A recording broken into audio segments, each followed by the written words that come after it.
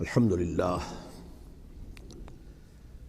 للہ وکفیٰ والصلاة والسلام علی عبادہ الذین اصطفیٰ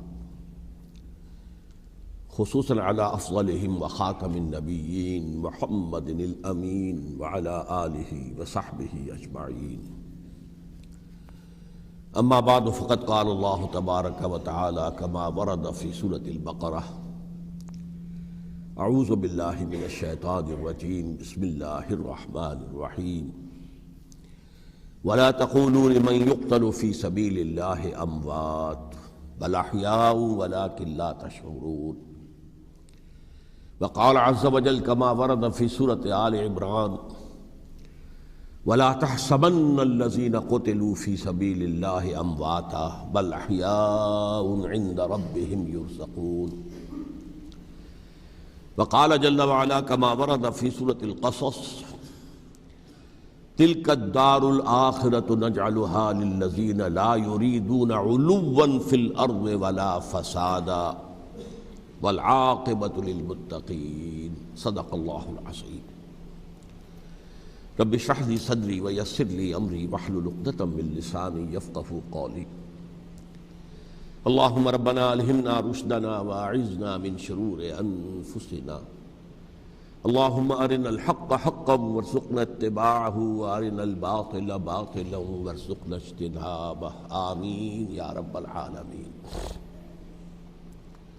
آپ کے علم میں ہے کہ آج ماہ محرم الحرام کی 15 تاریخ ہے، گویا کہ ابھی یوم عاشوراء کو گزرے ہوئے بمشکل 5 دن ہوئے ہیں۔ میں نے آج سے کوئی 11 دن قبل کراچی ہی میں فاران کلب کے زیر اہتمام ایک خاصے بڑے اجتماع سے خطاب کرتے ہوئے قرآن مجید کا فلسفہ شہادت بیان کیا تھا۔ اگرچہ میرا مین مضمون تھا قرآن مجید کا فلسفہ شہادت، تاہم اس کے ساتھ ہی میں نے، چونکہ یہ عام طور پر بھی شہادتوں کا زمانہ شمار ہوتا ہے، ذی الحج میں حضرت عثمان رضی اللہ تعالیٰ عنہ شہید کیے گئے، 1 محرم الحرام کو حضرت عمر رضی اللہ تعالیٰ عنہ کی وفات ہوئی ہے، اگرچہ وہ زخمی ہو گئے تھے 28 ذی الحج کو۔ پھر یہ سانحہ کربلا پیش آیا ہے 10 محرم کو، تو یہ دن ہوتا ہے ایسا کہ جس میں انہی موضوعات پر تقاریر ہوتی ہیں۔ تو میں نے فلسفہ شہادت کے ساتھ ساتھ ایک ضمیمے کے طور پر خلفائے ثلاثہ کی شہادت اور سانحہ کربلا کا تاریخی پس منظر بھی بیان کیا، لیکن وہ میرا اصل موضوع نہیں تھا۔ اصل وقت صرف ہوا تھا قرآن کا فلسفہ شہادت میں، اور دوسرے یہ کہ ان تاریخی پس منظر کے بیان میں بھی ظاہر بات ہے کہ سانحہ کربلا تک پہنچتے پہنچتے وقت بھی ختم ہو رہا تھا اور میری ہمت بھی اب جواب دے رہی تھی، اس لیے اس کا ذکر بہت ہی اجمال کے ساتھ ہوا تھا۔ اس کے اگلے ہی روز ٹیلی ویژن کے زیر اہتمام ایک مذاکرہ ہوا، اور وہ مذاکرہ جو ہے وہ پھر ٹیلی کاسٹ کیا گیا ہے عین یوم عاشوراء کو، 10 محرم الحرام کی شب۔ اس کے ضمن میں ایک تو وعدہ خلافی کی جو اس پروگرام کے کمپیئر ہے انیق احمد صاحب، انہوں نے، اور میں نے اسی وقت پروگرام کے خاتمے پر ان سے یہ شکایت کر دی تھی کہ انہوں نے مجھے جو عنوان بتایا تھا وہ تھا قرآن کا فلسفہ شہادت۔ تو ظاہر بات ہے کہ ذہناً میں اسی کے لیے تیار ہو کر گیا تھا، لیکن وہاں انہوں نے جب شروع کی محفل تو وہاں پر انہوں نے عنوان بیان کیا امام حسین علیہ السلام کی شہادت۔ اب یہ اگرچہ یقیناً ان میں باہمی تعلق تو ہے، لیکن یہ کہ بہت کافی فرق ہے کہ ایک آپ فلسفہ شہادت سے چل کر اور شہادت حضرت حسین رضی اللہ تعالیٰ عنہ تک پہنچے، اور ایک یہ ہے کہ اصل موضوع ہوئی ہے۔ بہرحال جو بھی اس وقت، تو اب ظاہر بات ہے کہ کوئی اور شکل نہیں تھی، جو بھی گفتگو ہوئی اس میں میں نے وہ پورا حصہ لیا، لیکن دوسری زیادتی انہوں نے یہ کی کہ اس میں سے میرے بیان کے بہت سے حصوں کو حذف کر دیا۔ اس کاٹ چھانٹ سے ایک تو میرا نقطہ نظر پورے طور پر قارئین یا ناظرین کے سامنے نہیں آ سکا، سامعین کے سامنے نہیں آ سکا، اور دوسرے اس سے کچھ مغالطے بھی پیدا ہوئے ہیں۔ تو میں نے یہ سوچا کہ اب یہاں اس جمعے میں میں ان کی وضاحت کر دوں، اسی لیے باصرار میں نے یہ موضوع رکھوایا کہ سانحہ کربلا کا تاریخی پس منظر کیا ہے۔ الحمدللہ کہ جہاں تک وہ مذاکرہ جو ان کے ریکارڈنگ روم میں اسٹوڈیو میں منعقد ہوا وہ بہت ہی پرامن، بہت اچھے انداز میں ہوا، اور اس میں کوئی یعنی یوں سمجھیے کہ زیادہ آرگیومنٹ جسے کہتے ہیں اس کی بھی ضرورت پیش نہیں آئی۔ عموماً تمام باتوں پر کنسنسس اور ایک طرح کا اجماع سامنے آیا، اور اس کا خاص سبب یہ ہے کہ میرے علاوہ سنی علماء میں سے تو مولانا احترام الحق تھانوی صاحب تھے، اور وہ بھی بہت صلح کل قسم کے آدمی ہیں، اور شیعہ حضرات میں سے جو دو حضرات تھے وہ بھی نہایت معقول، نہایت سنجیدہ اور نہایت شرافت اور مروت کا مجسمہ نظر آئے۔ ان میں سے ایک صاحب سے میری پرانی یاد اللہ ہے، علامہ ڈاکٹر کلب صادق، ان کا تعلق لکھنؤ سے ہے، اور یہ میرے اندازے میں پوری طریقے سے نہیں کہہ سکتا، اس وقت جو بر عظیم پاک و ہند میں نامور علماء ہیں اہل تشیع کے، ان میں سے یہ چوٹی کی شخصیت ہے، اس میں کسی شک و شبے کی گنجائش نہیں، بہت مسلم عالم دین ہے، نہ صرف عالم دین ہے بلکہ ڈاکٹریٹ بھی انہوں نے کی ہوئی ہے۔ دوسری بات یہ کہ یہ بھی لکھنؤ کے رہنے والے تھے، اور مولانا سید ابو الحسن علی ندوی رحمۃ اللہ علیہ وہ بھی لکھنؤ کے، رائے بریلی کے رہنے والے تھے جو 40-45 میل دور ہے، لیکن ان کا اصل مرکز تو آپ کو معلوم ہے دارالعلوم ندوۃ العلماء لکھنؤ، تو ان کے ساتھ ان کے بڑے ہی برادرانہ تعلقات رہے، ایک دوسرے سے بڑی محبت، اور مولانا علی میاں رحمۃ اللہ علیہ بھی ان کے اجتماعات میں جا کر شریک ہوتے رہے ہیں، اور انہوں نے ایک فقرہ بھی نقل کیا مولانا علی میاں رحمۃ اللہ علیہ کا کہ آج ہمیں کوفے اور دمشق کی طرف دیکھنے کی ضرورت نہیں ہے بلکہ کربلا کی طرف دیکھنے کی ضرورت ہے۔ تو بہرحال مولانا علی میاں رحمۃ اللہ علیہ کو جو خاص تعلق تھا حضرت علی رضی اللہ تعالیٰ عنہ کی ذات کے ساتھ، اس پر تو ان کی ایک عظیم تصنیف جو ہے حضرت علی کی سیرت مطہرہ پر وہ خود دلالت کرتی ہے۔ تو علامہ ڈاکٹر کلب صادق جو ہیں وہ ایک تو اہل تشیع کے چوٹی کے علماء میں سے ہیں، مولانا علی میاں کے ساتھ ان کے برادرانہ تعلقات، خود میرے ساتھ ان کا معاملہ یہ رہا۔ اس کی وجہ کیا ہے کہ یہ اتحاد بین المسلمین کے بہت بڑے داعی اور علم بردار ہیں۔ شیعہ سنی جو ہے منافرت اور مخاصمت کی بجائے چاہتے ہیں کہ مفاہمت ہو اور قرب ہو اور غلط فہمیوں کا ازالہ ہو، اسی وجہ سے ان کی خصوصی نظر عنایت مجھ پر رہی ہے۔ مجھے یہ تو پوری طرح یاد نہیں کہ کراچی میں بھی ان سے ملاقات ہوئی تھی یا نہیں، لیکن ایک مرتبہ لاہور تشریف لائے تھے اور وہاں مجھ سے ملاقات ہوئی، پھر ایک مرتبہ میں نیو یارک میں تھا اور اتفاقاً ان کا بھی وہیں پر قیام تھا یا تشریف آوری ہو گئی تھی، تو وہاں بھی بڑی مفصل ملاقات کے لیے وہ تشریف لائے تھے۔ پھر میرا جو ایک کتاب کہہ لیں درمیانی شے ہے، شیعہ سنی مفاہمت کی ضرورت اور اہمیت، اس کے یہ باقاعدہ مبلغ رہے ہیں، اس کے بہت سے نسخے انہوں نے منگوا کر اپنے طور پر یہاں محرم الحرام کی جو ان کی مجالس ہوتی ہیں، اس مرتبہ بھی اسی کے لیے تشریف لائے ہوئے تھے، تو اس کے اندر انہوں نے اس کا تعارف کرایا، اس کی تعریف کی، اور اس کے بہت سے نسخے جو ہیں وہ فروخت کروائے۔ تو یہ میں نے اصل میں آپ کے سامنے ایک پس منظر رکھ دیا ہے اس شخصیت کا کہ جو اس میں میجر ریپرزنٹیٹیو تھے اہل تشیع کی طرف سے۔ انہوں نے ایک نقطہ جو بیان کیا، واقعہ یہ ہے کہ میرا ذہن بھی ادھر منتقل نہیں ہوا تھا اس سے پہلے، انہوں نے فرمایا کہ یہ اللہ کے راستے میں شہید ہو جانے والے کو جو اللہ کے راستے میں قتل ہو جائیں، سورہ بقرہ میں تو فرمایا انہیں مردہ مت کہو، وَلَا تَقُولُوا لِمَنْ يُقْتَلُ فِي سَبِيلِ اللَّهِ أَمْوَاتٌ بَلْ أَحْيَاءٌ وَلَٰكِن لَا تَشْعُرُونَ، وہ تو زندہ ہے لیکن تمہیں ان کا شعور نہیں۔ لیکن سورہ آل عمران کے اندر جو آیت آئی ہے وَلَا تَحْسَبَنَّ الَّذِينَ قُتِلُوا فِي سَبِيلِ اللَّهِ أَمْوَاتًا بَلْ أَحْيَاءٌ عِندَ رَبِّهِمْ يُرْزَقُونَ، ہرگز مت سمجھنا ان کو جو اللہ کی راہ میں قتل ہو جائیں کہ وہ مردہ ہیں، وہ زندہ ہیں، اپنے رب کے پاس سے رزق پا رہے ہیں۔ تو انہوں نے کہا کہ اللہ تعالیٰ کی راہ میں قتل ہو جانے والوں کو مقتول کہنا ہی نہیں، سمجھنا بھی غلط ہے۔ دل سے بھی بات جو ہے وہ یہ نہیں ہونی چاہیے کہ وہ مردہ ہے، بلکہ وہ زندہ ہے، اس شد و مد کے ساتھ وَلَا تَحْسَبَنَّ، ہرگز نہ سمجھنا ان کو جو اللہ کی راہ میں قتل ہو جائیں کہ وہ مردہ ہے، وہ تو زندہ ہے، اپنے رب کے پاس سے رزق پا رہے ہیں۔ اس در میرا ذہن نہیں گیا تھا، میں اس کو تسلیم کر رہا ہوں۔ دوسرے جو شیعہ عالم دین تھے، مجھے ان کا پورا نام مستحضر نہیں ہے، نقوی صاحب، وہ بھی ڈاکٹر بھی ہیں اور عالم دین ہیں، وہ بھی تھے، اور وہ بھی بہت ہی یوں سمجھیے کہ یعنی دلیل کو تسلیم کرنے والے اور بہت ہی معقول انداز میں گفتگو کرنے والے تھے۔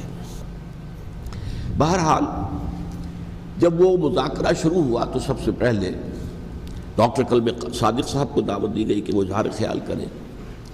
انہوں نے انہی 2 آیتوں کے حوالے سے جو ابھی میں نے بیان کی ہے، ایک نکتہ بھی بیان کیا، کچھ اور باتیں بھی بیان کی۔ اس کے بعد جب میری باری آئی تو میں نے کہا کہ مجھ سے کچھ اور سوال کیا گیا تھا، لیکن میں نے کہا کہ میں پہلے بات وہیں سے شروع کرنا چاہتا ہوں۔ سوال یہ کیا گیا تھا ڈاکٹر کلب صادق سے کہ قرآن کا فلسفہ شہادت کیا ہے۔ تو میں نے کہا جو سوال آپ نے ان سے کیا تھا، میں اس کے جواب سے اپنی بات شروع کرنا چاہتا ہوں کہ میرے نزدیک قرآن مجید میں اللہ کی راہ میں قتل ہونے کے لیے لفظ شہادت آیا ہی نہیں ہے۔ حدیث میں ضرور آیا ہے بصیغہ مجہول، فقد استشہد، اس کی شہادت قبول کر لی گئی یا اس کو شہید بنا لیا گیا، اور اس معنی میں صرف ایک جگہ پر امکان ہے پورے قرآن میں، سورہ آل عمران کی ایک آیت میں، وَيَتَّخِذَ مِنْكُمْ شُهَدَاءَ، کہ وہاں اس کے معنی لیے جا سکے مقتول فی سبیل اللہ کے، باقی کہیں بھی نہیں۔ یہ تو اصل میں کار رسالت کے لیے ایک اصطلاح ہے۔ ہر رسول شاہد بن کر آیا، شہید بن کر آیا، یہاں دنیا میں وہ اپنے عمل سے، اپنے قول سے، انفرادی اجتماعی سطح پر حق کی گواہی دیتا رہا، اور قیامت کے دن کھڑے ہو کر پروزیکیوشن وٹنس کی حیثیت سے اپنی قوم کے خلاف گواہی دے گا کہ اللہ میں نے ان کے سامنے تیرا پیغام پہنچا دیا تھا، اب جو کچھ انہوں نے کیا اس کے ذمہ دار یہ ہے۔ دے کانٹ پلیڈ اگنورنس، وہ یہ نہیں کہہ سکتے کہ ہمیں معلوم نہیں تھا، ہمیں بتایا نہیں گیا تھا۔ بہرحال اس پر مجھے بڑی خوشی ہوئی جب علامہ نقوی صاحب نے اس نکتے کو بہت سراہا، اور انہوں نے تسلیم کیا کہ کچھ دنوں سے مجھے بھی یہ خیال ہو رہا تھا، یعنی یہ کہ یہ کوئی زیادہ پرانا خیال ان کا نہیں تھا۔ انہوں نے فرمایا کچھ دنوں سے مجھے بھی یہ خیال ہو رہا تھا کہ قرآن میں تو یہ لفظ شہید اور شہادت اس معنی میں ہے ہی نہیں۔ میرا گمان یہ ہے کہ چونکہ اس موضوع پر میں نے بہت تقریریں کی ہیں، سال ہر سال سے تقریریں کر رہا ہوں، قرآن کا فلسفہ شہادت کیا ہے، اور اس کے حوالے سے یہ کہ امت مسلمہ کا کیا فرض منصبی ہے، شہادت علی الناس کی کیا ذمہ داری ہے جو امت مسلمہ پر ہے۔ تو یہ تو میری دعوت قرآنی کے اہم مضامین میں سے ہے، تو ہو سکتا ہے کہ میری ہی کسی تقریر کی کوئی اڑتی ہوئی خبر ان کے کانوں تک پہنچی ہو، واللہ عالم، لیکن انہوں نے اس نکتے کو سراہا، اور مجھے اللہ کے فضل و کرم سے مجھے اس پر خوشی ہوئی کہ بجائے اس کے کہ وہ اس پر کوئی آرگیومنٹ کرتے، کوئی بحث و تبحیث کرتے، انہوں نے میری اس بات کو تسلیم کیا اور اس کی گویا کہ تائید کی۔ پھر میں نے عرض کیا کہ جہاں تک خلفائے ثلاثہ کی شہادت کا اور شہادت حسین یا سانحہ کربلا رضی اللہ تعالیٰ عنہم اجمعین کا تعلق ہے، اصل میں اس کو نہیں سمجھ سکتے لوگ جب تک کہ ریولوشن اور کاؤنٹر ریولوشن کا فلسفہ سمجھ میں نہ آئے۔ جب کسی ملک میں، کسی خطہ ارضی میں کوئی انقلابی تحریک چل رہی ہوتی ہے، ظاہر بات ہے ابتداء میں تو انقلابی لوگ چند ہوتے ہیں، کمزور ہوتے ہیں، ضعیف ہوتے ہیں، ان سے کوئی خطرہ محسوس نہیں ہوتا، لیکن کشاکش کے دوران ایک وقت آ جاتا ہے کہ پھر جو مخالف انقلاب ہیں وہ یہ سمجھ بیٹھتے ہیں، سمجھ جاتے ہیں کہ اب ہماری پیش نہیں جا رہی، اب ہمارا بس نہیں چلے گا، لہذا سر جھکا دو۔ اسے پنجابی محاورے میں کہا جاتا ہے نیوی پاؤ، اس وقت تو وقت کو گزارو۔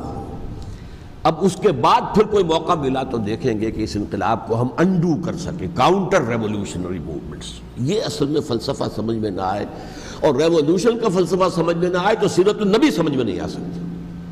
منہج انقلاب نبوی میری کتاب ہے، اس کو پڑھیے تو سیرت کا وہ تجزیہ آپ کے سامنے آئے گا جو آپ کی آنکھیں کھول دے گا کہ سیرت کو ہم کیا سمجھتے رہے اور سیرت اصل میں ہے کیا۔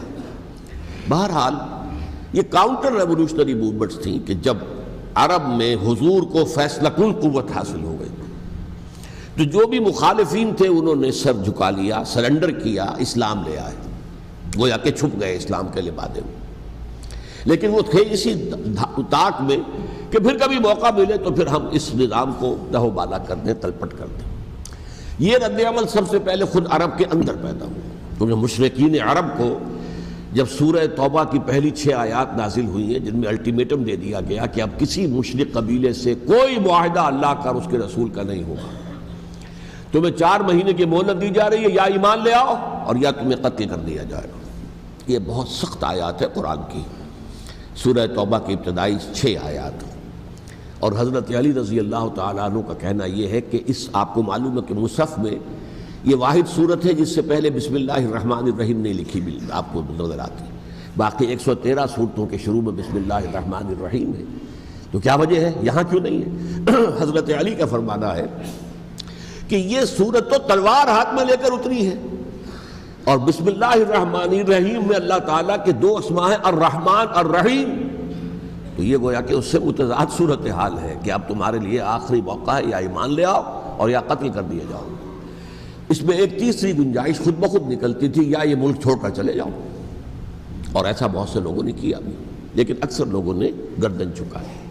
لیکن رد عمل ظاہر ہوا، ایک تو مرتدین کھڑے ہو گئے جنہوں نے نئی نبوتوں کو مان لیا، ایک مانعین زکوٰۃ کھڑے ہو گئے کہ ہم زکوٰۃ تمہیں نہیں دیں گے۔ یہ رد عمل تھا مشرک عرب کا، مشرکین عرب کا۔ اور حضرت ابو بکر رضی اللہ تعالیٰ عنہ کے دفتر فضائل کا یہ بڑا اہم باب ہے، ود این آئرن فسٹ، حالانکہ وہ بہت رقیق القلب، کمزور، نحیف الجثہ انسان تھے، لیکن یہ کہ عظیمت کوہ ہمالیہ جو ہے ان کے اندر ظاہر ہوئی ہے، ود این آئرن فسٹ انہوں نے ان ساری جو رد عمل کی جو تحریکیں تھیں انہیں کچل کر رکھ دیا، اور پھر پورے عرب کو گویا کہ اثر نو اس میں اسلام کے نظام کو کنسولیڈیٹ کر کے حضرت عمر کے حوالے کر دیا رضی اللہ تعالیٰ عنہ۔ حضرت عمر کے زمانے میں جو جنگیں ہوئیں اس میں سلطنت روما جو ہے، جو اس وقت کی 2 سپر پاورز تھیں، سلطنت روما، قیصر روم، ہیرقلیس، ہرقل تھا اس وقت کا جو رومی جو قیصر روم تھا، حکمران تھا، شہنشاہ تھا، اور دوسری طرف ایرانی مملکت تھی، خسرو پرویز تھا۔ لیکن یہ کہ عیسائیت کے ساتھ اسلام کا اس طرح کا تصادم نہیں ہوا تھا حضور کے زمانے میں، بلکہ نجاشی رحمۃ اللہ علیہ نے تو مسلمانوں کو پناہ دی تھی۔ مقوقس پیٹریارک جو تھے اس کے الیگزینڈریا کے، انہوں نے حضور کے جو نامہ مبارک گیا تھا اس کا بہت اکرام کیا، تکریم کی، تحفے بھیجے حضور کی خدمت میں۔ ہرقل نے بھی کوشش کی تھی کسی طریقے سے، جیسے کوئی 250 برس پہلے یا 300 برس پہلے، 300 برس پہلے جیسے کانسٹنٹائن جو ایمپرر تھا روم کا، اس نے عیسائیت قبول کی تھی اور ساری سلطنت عیسائی ہو گئی تھی، لہذا اس کی سلطنت باقی رہی، اس کی حکومت باقی رہی۔ اسی طرح ہم سب مسلمان ہو جائیں، لیکن اس میں وہ ناکام ہو گیا۔ لیکن یہ کہ کوئی اس نے کنفرنٹیشن نہیں کی حضور سے۔ البتہ ایران کا معاملہ یہ تھا کہ اس کے پرخچے اڑ گئے، اس نے حضور کے نامہ مبارک کو چاک کیا تھا، حضور نے فرمایا جب اطلاع ملی کہ اس نے اپنی سلطنت کو چاک کر دیا ہے، اس کے ٹکڑے کر دیے۔ بہرحال وہاں رد عمل شدید تھا، اور ایرانی جان لیجئے کہ ان کے اندر بہت سٹرونگ نیشنلزم ہے، آج بھی ہے سٹرونگ نیشنلزم، لہذا ان کے ہاں رد عمل شدید تھا۔ ان کی تو سلطنت ختم ہو گئی، نسیہ منسیہ ہو گئی، وجود ہی نہیں رہا۔ لہذا وہاں سے جو کاؤنٹر ریولوشن شروع ہوا ہے وہ پھر ہرمزان جو ایک بہت بڑا جرنیل تھا، اس نے بڑی عیاری کے ساتھ اپنی جان بچائی تھی۔ یہ بڑا دلچسپ واقعہ ہے کہ وہ یعنی کنڈیمڈ تھا اسلامی حکومت کی طرف سے، خلافت کی طرف سے، کہ وہ جہاں بھی پایا جائے اس کو قتل کرنا ہے۔ حضرت عمر کی عدالت میں لا کے پیش کیا گیا، حضرت عمر نے کہا یہ واجب القتل ہے، قتل کر دو اس کو۔ اس نے کہا اچھا مجھے ذرا پانی پلا دیجیے۔ حضرت عمر نے فرمایا ٹھیک ہے بھائی، پانی لاؤ، پانی دے دو۔ پانی کا کٹورا کہنے لگا مجھے پہلے ضمانت دیجیے کہ جب تک میں یہ پانی نہ پی لوں مجھے قتل نہیں کیا جائے گا۔ ہاں ہمارا وعدہ ہے۔ اس نے وہ کٹورا پھینک دیا پانی کا، کرو مجھے قتل کیسے کرو گے، میں نے وہ پانی تو نہیں پیا۔ اس سے اپنے آپ کو بچایا اس نے۔ بہرحال آپ اختلاف کر سکتے ہیں کہ حضرت عمر کو اس عذر کو قبول نہیں کرنا چاہیے تھا، لیکن بہرحال ان کی اپنی مروت اور شرافت تھی کہ اپنے وعدے کا پاس کیا۔ اس کی سازش سے ابو لولو فیروز، اس نے حضرت عمر کو شہید کیا۔ یہ گویا کہ دوسری کاؤنٹر ریولوشنری موومنٹ تھی۔ انہوں نے یہ سمجھا تھا کہ یہ ساری چکی جو چل رہی ہے، جیسے چکی کی ایک کلی ہوتی ہے، وہ کلی جگہ سے ہٹ جائے تو چکی کیسے چلے گی؟ یہی بات حضرت علی نے فرمائی تھی حضرت عمر سے رضی اللہ تعالی عنہما جب شام کے محاذ پر کچھ پسپائی سی ہو رہی تھی تو حضرت عمر نے ارادہ کیا میں خود جاؤں گا محاذ پر اور کمانڈ کروں گا۔ حضرت علی رضی اللہ تعالیٰ عنہ نے فرمایا کہ نہیں امیر المومنین آپ مت جائیں، چکی اسی وقت تک چلتی ہے جب تک کہ کلی گڑی ہوئی، آپ کلی ہیں اس وقت اس نظام کی جس کے گرد یہ اسلام کی چکی گھوم رہی، آپ مت جائیں۔ لہذا حضرت عمر نے ان کی بات مانی، اس قدر صائب مشورہ تھا جو دیا تھا۔ بہرحال انہوں نے یہ سمجھا تھا کہ عمر ہی کے بل پر چل رہا ہے یہ سب کچھ، لہذا عمر کو بیچ سے ہٹا دینے سب بیٹھ جائے گا۔ لیکن ظاہر بات ہے کہ محمد الرسول اللہ کی بنائی ہوئی عمارت صلی اللہ علیہ وسلم اتنی کمزور نہیں تھی۔ اس کے بعد حضرت عمر کے انتقال کے بعد حضرت عثمان کا انتخاب ہوا، اور حضرت عثمان کے بھی 10 سال پہلے جو ہے وہ بالکل حضرت عمر کی جو دور خلافت ہے اس کے بالکل مشابہ ہے، مماثلی۔ ہمارے ذہنوں میں یہ تصور بٹھا دیا گیا ہے کہ سارے 12 سال شاید فتنہ ہی فتنہ رہا، فساد ہی فساد رہا، دنگا رہا، لڑائی رہی۔ نہیں، 10 سال پورا امن، اور جس طریقے سے فتوحات کا سیلاب حضرت عمر کے زمانے میں جا رہا تھا اسی طریقے سے حضرت عثمان کے 10 سالوں کے دوران گیا۔ آخری 2 سالوں میں ایک فتنہ اٹھا ہے، یہ فتنہ کیا ہے اس کو سمجھ لیجیے۔ مذاہب کی جو 3 سے کنفرنٹیشن ہوئی تھی، ایک تو یہ کہ مملکتوں میں سے مملکت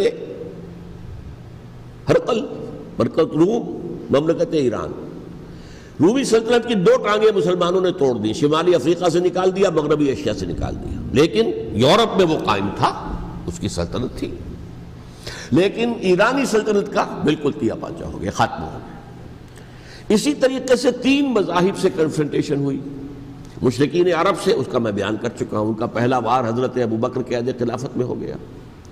دوسرے جو عیسائیوں کا معاملہ تھا ان سے بھی کوئی تصادم نہیں ہوا حضور کے حیات طیبہ کے دوران، لیکن جو یہودیت بطور مذہب، اس کو ظاہر بات ہے کہ اسلام نے اس کو ختم کیا تھا کم سے کم جزیرہ نما عرب سے۔ مدینے میں 3 قبیلے تھے جو اپنی غداری کی وجہ سے اور اپنی صلح کو توڑنے کے جرم کی پاداش میں 2 نکالے گئے، اور تیسرا جو ہے اس کے تمام جو بھی جوان افراد تھے انہیں قتل کیا گیا۔ پھر خیبر پر حملہ کیا گیا اور خیبر کو جو ہے فتح کیا گیا، وہ یہودیوں کا بہت بڑا گڑھ تھا، اور جو مدینے سے نکالے گئے تھے وہ بھی وہیں جا کر مقیم ہو گئے تھے۔ تو اس اعتبار سے، اور پھر یہودی اپنے آپ کو سمجھتے تھے اللہ کی طرف سے دنیا میں جو نمائندہ جو ہے امت وہ ہم ہیں، اب انہیں معزول کر کے امت محمد کو وہاں پر کھڑا کر دیا گیا صلی اللہ علیہ وسلم۔ لہٰذا وہ بہت زیادہ جو سمجھیے ایگریوڈ، سب سے زیادہ جن کو گزند پہنچا ہے حضور کے دست مبارک سے، وہ یہودی تھے۔ لہذا ان کا جو رد عمل آیا ہے وہ ہے جس کے نتیجے میں حضرت عثمان شہید ہوئے، حضرت علی شہید ہوئے، حضرت حسین شہید ہوئے۔ اب اس چیز کو اچھی طرح سمجھیے، یہ جو رد عمل ہے یہ ایک شخص کے ذریعے سے آیا، اور اسی لیے بعض لوگ یہ سمجھتے ہیں کہ یہ خامخواہ کی کہانی ہے، کیا ایک آدمی اتنا بڑا کام کر سکتا؟ عبداللہ ابن سبا ایک یہودی جو اسلام کا لبادہ اوڑھ کر حضرت عثمان کے عہد خلافت میں مدینے میں آ گیا، ٹھیک، اس کے بارے میں تو میں بعد میں عرض کروں گا، لیکن ایک شخص کیا کچھ کر سکتا ہے اس کی مثال میں صاحب دے دوں آپ کو۔ پہلے حضرت مسیح علیہ السلام کے پورے دین کو ایک شخص نے ختم کر دیا، سینٹ پال جسے دنیا جانتی ہے جس کے نام سے، توحید کو تثلیث میں بدل دیا۔ حضرت عیسیٰ علیہ السلام تو توحید کی تلقین کر کے گئے تھے، توحید ختم، تثلیث آ گئی، جس میں پہلے باپ ماں اور بیٹا تھے، اس کے بعد باپ بیٹا اور روح القدس ہو گئے، تثلیث۔ نمبر 2، شریعت موسوی کو ساقط کر دیا، لہذا اب پالزم جو ہے، کرسچینٹی نہیں رہی، وہ حضرت عیسیٰ تو کہہ کر گئے تھے کہ شریعت موسوی تم پر لاگو رہے گی، نافذ رہے گی، ساقط کر دیا۔ نمبر 3، اس نے عیسائیت کے دائرہ تبلیغ کو وسیع کر دیا، جنٹائلز یا گوئمز کے اندر بھی، غیر یہودیوں میں، حالانکہ حضرت مسیح کہہ کر گئے تھے کہ تمہیں صرف یہودیوں سے خطاب کرنا ہے، اور میں صرف اسرائیل کے گھرانے کی کھوئی ہوئی بھیڑوں کی تلاش میں آیا۔ اب آپ دیکھیے حضرت مسیح کے فوراً بعد اور حضرت مسیح کی زندگی کے دوران جب تک کہ وہ موجود تھے، وہ بدترین دشمن تھا حضرت مسیح علیہ السلام کا۔ بعد میں لبادہ اوڑھا، اور یہ کہ مجھے مکاشفہ ہوا ہے، مکاشفے میں مسیح سے میری ملاقات ہوئی ہے، میں ان پر ایمان لے آیا ہوں، اور پھر اس نے اپنے زہد اور دینداری کا جو بھی فراڈ تھا اس کے نتیجے میں اپنی حیثیت بنا لی، دین مسیحی کو بالکل ختم کر دیا۔ آج کہاں ہے وہ دین مسیحی؟ دی 100 کے مصنف نے بھی صاف لکھا ہے کہ جب تک حضرت مسیح دنیا کے اندر موجود تھے عیسائیت کی حیثیت یہودیت نے ایک فرقے سے زیادہ نہیں تھی، یہودیوں کا ایک فرقہ، ایک جماعت بس۔ یہ سینٹ پال ہے جس نے اسے ایک مستقل مذہب کی حیثیت اختیار کی ہے۔ تو it should be called Paulism، اور یہ ایک آدمی کا کارنامہ۔ اسی طریقے سے یہ تو ہو گیا حضرت مسیح کے فوراً بعد، رفع سماوی کے فوراً بعد۔ 1500 برس کے بعد ایک تحریک چلی ہے یورپ کے اندر، اصلاح مذہب، اور اس کی پشت پر بھی یہودی ذہن تھا۔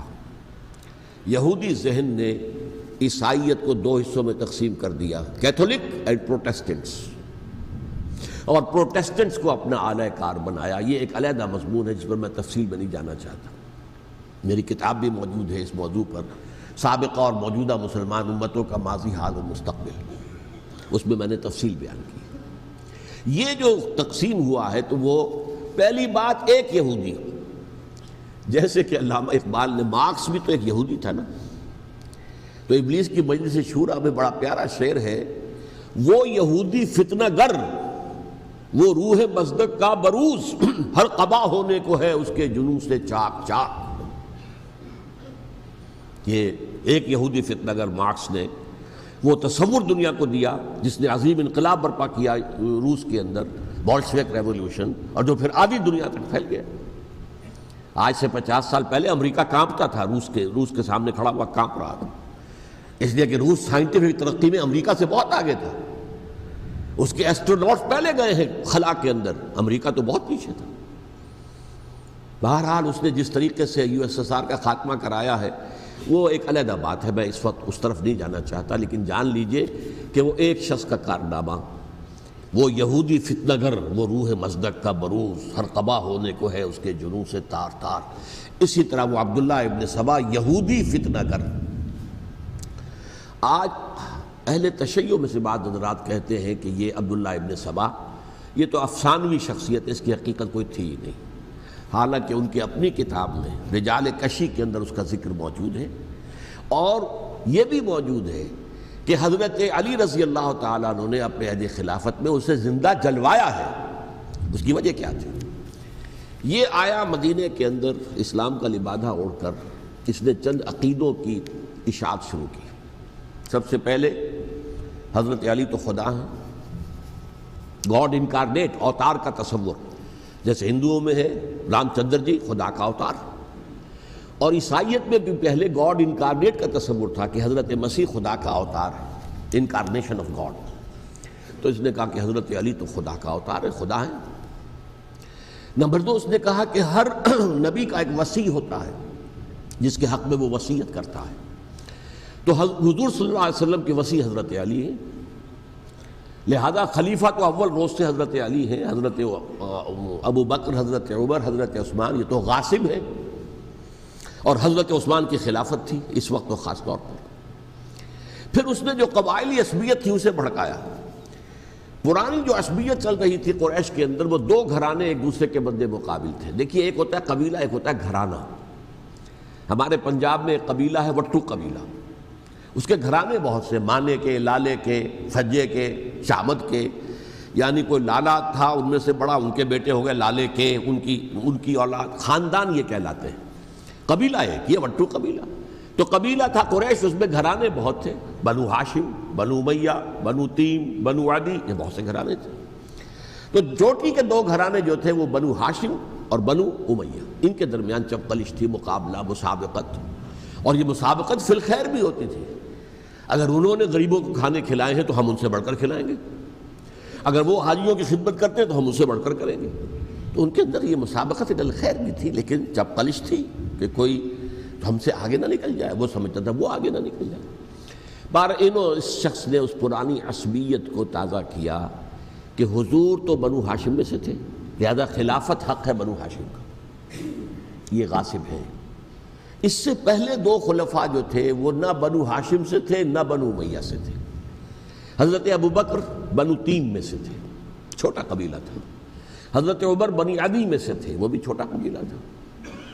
یہ حضرت عثمان پہلے خلیفہ جو بنو امیہ میں سے تھے، جن کی پرانی چپقلش بنو ہاشم سے تھی۔ اب اس کو موقع مل گیا کہ پرانی قبائلی عصبیت کو بھڑکائے۔ یہ ہے اصل میں اس فتنے کا پس منظر عبداللہ ابن سبا نے جو آ کر پھیلایا ہے، اور اس کی تفصیل میں اس وقت میں نہیں جا سکتا، کیسے یہ فتنہ پروان چڑھا، کیا انہوں نے اسٹریٹجی اختیار کی، کہ یہ کیا کرتے تھے، گروہ بنا کر بھیجتے تھے لوگوں کو، کوفے میں جاؤ تو وہاں پر دمشق کے گورنر کے خلاف اور مصر کے گورنر کے خلاف الزامات لگاؤ، اس نے یہ کیا، وہ غبن کر گیا، وہ یہ کر گیا، وہ خیانت کر رہا ہے، وہ رشتہ داروں کو پال رہا ہے، اور عثمان کے خلاف بھی تقریریں کرو رضی اللہ تعالیٰ عنہ۔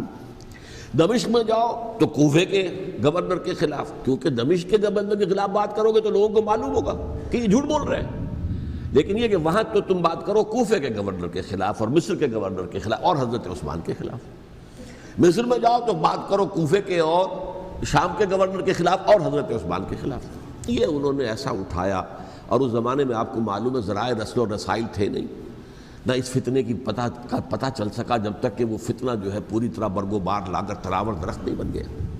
اس کے نتیجے میں حضرت عثمان رضی اللہ تعالیٰ عنہ شہید ہوئے، اور خلیفہ پھر حضرت علی رضی اللہ تعالیٰ عنہ کو انہی سوائیوں نے، جنہوں نے گھیراؤ کیا تھا، جنہوں نے حضرت عثمان کو شہید کیا ہے، یہی حضرت علی رضی اللہ تعالیٰ عنہ کے ارد گرد ہوئے۔ اور حضرت علی رضی اللہ تعالیٰ عنہ بھی نہیں چاہتے تھے خلافت کی بیعت لینا، لیکن آخر کیا کرتے؟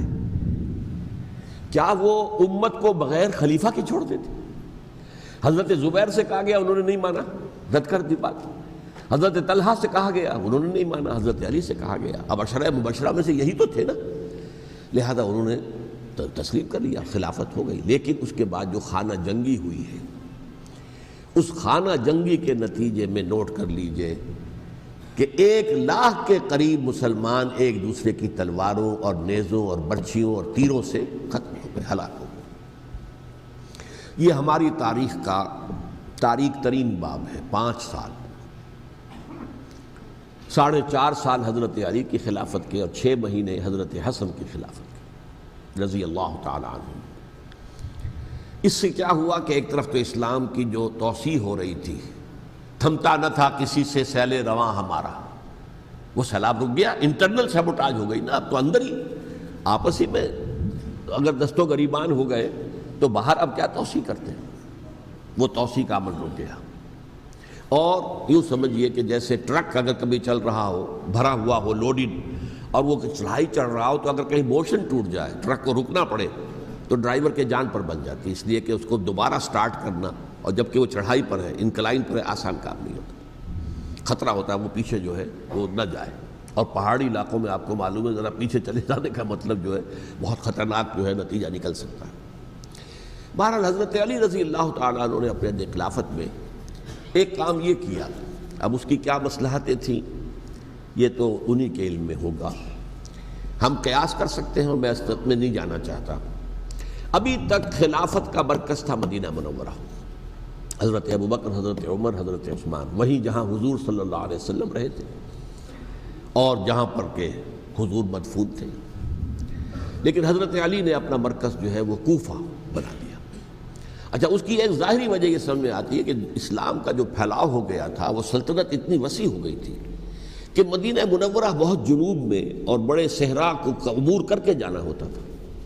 کوفہ جبکہ ایسی مقام پر تھا کہ جہاں سے مشرقی راستہ جا رہا ہے ایران کو، عراق کے اندر تو ہے وہ شہر کوفہ، اور پھر ایران اور خراسان اور ہندوستان کو راستہ جا رہا ہے، وہیں سے شمال کی طرف جا رہا ہے، شام کی طرف اور ترکی کی طرف، اور وہاں سے پھر یہ کہ مغربی افریقہ کو بھی کنٹرول کرنا، جو شمالی افریقہ کو، وہ بھی آسان تھا۔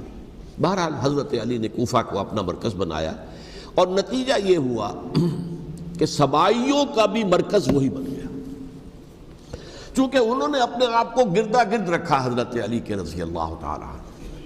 اب ظاہر بات ہے کسی پرٹیکولر پرسن کے خلاف تو کوئی مقدمہ موجود تھا نہیں، بلکہ جب جنگ جمل ہو رہی تھی، ابھی جنگ نہیں ہوئی تھی، حضرت عائشہ، حضرت طلحہ، حضرت زبیر وہ لے کر آئے تھے ایک لشکر، اس مطالبے کے لیے کہ حضرت عثمان کے قاتلوں کو سزا دی جائے، قصاص لیا جائے۔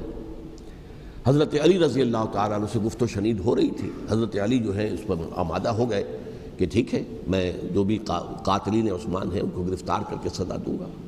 عین اسی وقت کوفے کی مسجد کے اندر جو ہے 10,000 کا مجمع کھڑا ہو گیا، ہم سب قاتل عثمان ہیں، لو ہم سے بدلہ کہاں سے لوگے؟ اور انہوں نے کیا کیا؟ جاتے ہی جنگ چھیڑ دی. اور جب چھڑ جائے تو یا مرو یا مارو، اس کے سلاوہ تو کوئی چارہ کار ہوتا ہی نہیں. ایک رات میں 10,000 مسلمان شہید ہوئے، جن میں 2 عشرہ مبشرہ میں سے حضرت زبیر اور حضرت طلحہ رضی اللہ تعالیٰ عنہ. تو یہ صورت تھی، سبائیوں نے گھیراؤ کیا حضرت علی کا رضی اللہ تعالیٰ. حضرت معاویہ دعوے دار نہیں تھے خلافت کے، قطعاً نہیں. ان کا صرف ایک دعویٰ تھا، اور وہ یہ تھا کہ عثمان کے قاتلوں کو گرفتار کرو، یا خود سزا دو یا ہمارے حوالے کرو، ہم اس سے قصاص لیں گے. اس لیے کہ قبیلہ بنو امیہ کا تھا، اور حضرت امیر معاویہ بنو امیہ میں سے. تو ایک خاندانی طور پر جو ہے ہم قصاص لیں گے ان سے جنہوں نے قتل کیا ہے حضرت عثمان کو. لیکن یہاں ظاہر بات ہے کہ حضرت علی رضی اللہ تعالیٰ عنہ کی طرف سے مطالبہ یہ ہوتا تھا تم پہلے میری بیعت کرو، میرے ہاتھ مضبوط کرو تاکہ میں ان کے خلاف کوئی اقدام کر سکوں. لیکن انہیں یہ اندازہ تھا کہ اگر میں نے بیعت کی تو ظاہر بات ہے کہ حضرت علی تک پہنچنے سے پہلے مجھے گردن اڑا دیں گے یہ لوگ، اس لیے کہ سبائی جو ہے وہ آپ کو گھیرے ہوئے. بہرحال ایک عجیب الجھاؤ، ایک ڈائلیما تھا جس کی وجہ سے یہ جنگ چلتی رہی. اور حضرت علی رضی اللہ تعالیٰ عنہ کو انہی کے شیعان علی ہی کے اندر سے وہ جماعت علیحدہ ہوئی تھی جس کو ہم خوارج کے نام سے جانتے ہیں، اور ایک خارجی ابن ملجم ہی نے حضرت علی کو شہید کیا رضی اللہ تعالیٰ عنہ. پھر حضرت حسن رضی اللہ تعالیٰ عنہ، اب دیکھیے کس قدر صحیح بات تھی جو حضرت علی رضی اللہ تعالیٰ عنہ نے فرمائی جب ان سے کہا گیا کہ کیا ہم آپ کے بیٹے حسن کے ہاتھ پر بیعت کر لیں رضی اللہ تعالیٰ عنہ. فرمایا نہ میں تمہیں اس کا حکم دیتا ہوں نہ میں اس سے روکتا ہوں، یہ تمہارا معاملہ ہے.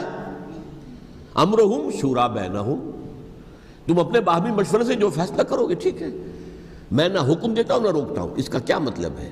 باپ کے بعد بیٹے کی خلافت ہرگز حرام نہیں ہے، ورنہ کہتے کیسے ہو سکتا ہے میرا بیٹا؟ نہیں، یہ نہیں کہا آپ نے. حضرت عمر سے بھی کہا گیا تھا کہ اپنے بیٹے کو نامزد کر دیں، عبداللہ ابن عمر کو، تو انہوں نے جواب میں کیا کہا؟ اسے تو طلاق دینی بھی نہیں آتی. انہوں نے اپنی کسی زوجہ کو طلاق دی تھی اور اس میں جو صحیح ترین طریقہ ہے وہ اختیار نہیں کیا تھا. انہیں طلاق دینی تک نہیں آتی تو میں اسے خلیفہ بنا دوں. یہ نہیں کہا تھا کہ باپ کے بعد بیٹا خلیفہ نہیں ہو سکتا، یہ تو نہیں تھا. کہیں حرام نہیں ہے، نہ کتاب و سنت میں، نہ کوئی حدیث ہے، نہ کہیں قرآن مجید میں.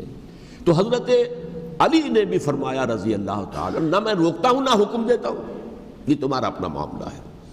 بہرحال حضرت حسن رضی اللہ تعالیٰ عنہ نے حضرت امیر معاویہ سے صلح کر لی، خلافت ان کے سپرد کر دی. دیکھیے میں حضرت ابوبکر، حضرت عمر، حضرت عثمان، حضرت علی کے ساتھ حضرت حسن کے دور خلافت کو بھی خلافت راشدہ میں سے سمجھتا ہوں.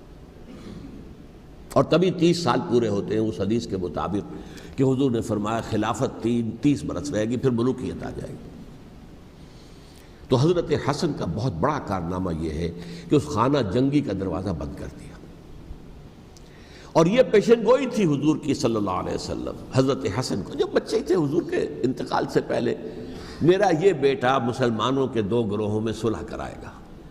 یہ حضور کی پیشن گوئی تھی، اور وہ پیشن گوئی حضرت حسن کے علم میں بھی ہوگی یقیناً. بہرحال انہوں نے صلح کی حضرت امیر معاویہ کے ساتھ رضی اللہ تعالیٰ عنہ، خلافت ان کے حوالے کر دی، اور کچھ شرائط تھیں طے ہو گئی. اللہ خیر صلی اللہ. حضور کی تو یہ پیشن گوئی جو ہے صحیح ثابت ہوئی کہ میرا یہ بیٹا مسلمانوں کے 2 بڑے گروہوں کے درمیان صلح کرا دے گا. اور سبائیوں نے انہیں تانے دیے، یا عار المومنین، اے مومنوں کے لیے موجب عار، موجب شرم تم نے بزدلی دکھائی ہے، تم نے امیر معاویہ کو خلیفہ تسلیم کر لیا، تم نے بزدلی دکھائی. معاذ اللہ ثم معاذ اللہ ثم معاذ اللہ.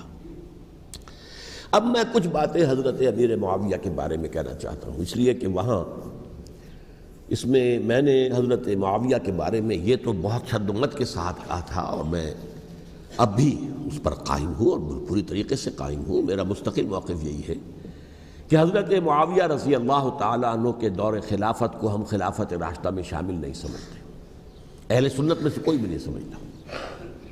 لیکن اس کے ساتھ میں نے حضرت امیر معاویہ کے کچھ مناقب بھی بیان کیے تھے تاکہ پلڑا جو ہے ترازو کا اس کے دونوں پلڑے سامنے آ جائیں. لیکن یہ کہ وہ حصہ میرے اس بیان کا نکال دیا گیا، ختم کر دیا گیا. یہ میں نہیں جانتا کہ اس میں کیا مصلحت دیکھی گئی ہے. اس میں تو کسی کے لیے کوئی معاملہ ایسا نہیں تھا کسی کے جذبات کو جو ہے وہ ٹھیس پہنچانے والا. کیونکہ میں نے کہا وہ خلیفہ راشد نہیں تھے، صاف میں نے کہا، بلکہ وہ دور ملوکیت کا آغاز ان سے ہو گیا ہے۔ بلکہ جب ایک صاحب نے یہ کہا کہ کربلا کے بعد سے دور ملوکیت آ رہی تھی، تو میں نے کہا نہیں جناب، دور ملوکیت تو 20 سال پہلے پوری ہو چکی تھی، شروع ہو چکی تھی۔ حضرت امیر معاویہ کے بھی 20 سال جو ہے وہ دور ملوکیت میں شمار ہوتے ہیں۔ انہیں کسری العرب بھی کہا گیا، عرب کے کسریٰ، جو شہنشاہ ایران کا خطاب تھا، حضرت معاویہ رضی اللہ تعالیٰ عنہ کو کسری العرب کہا گیا، عرب کا کسریٰ یہ۔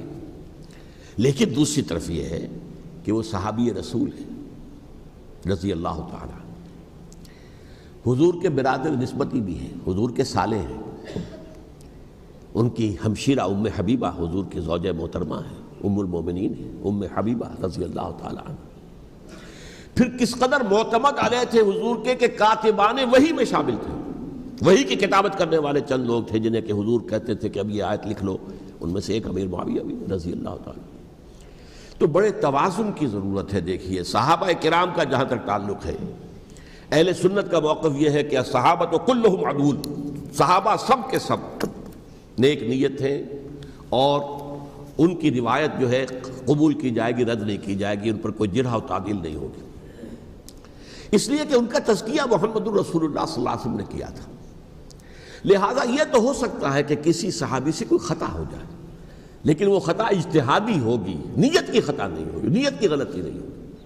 اگر کسی صحابی کی نیت پر حملہ کیا جائے تو یہ اصل میں طعن ہے، حملہ ہے حضور پر کہ وہ تربیت دے ہی نہیں سکے اپنے ساتھیوں کو، معاذ اللہ ثم معاذ اللہ ثم معاذ اللہ، وہ تزکیہ کر ہی نہیں سکے۔ 3 جگہ جو قرآن میں آیا ہے یتلو علیہم آیاتہ ویزکیہم، تو کیا تزکیہ کیا؟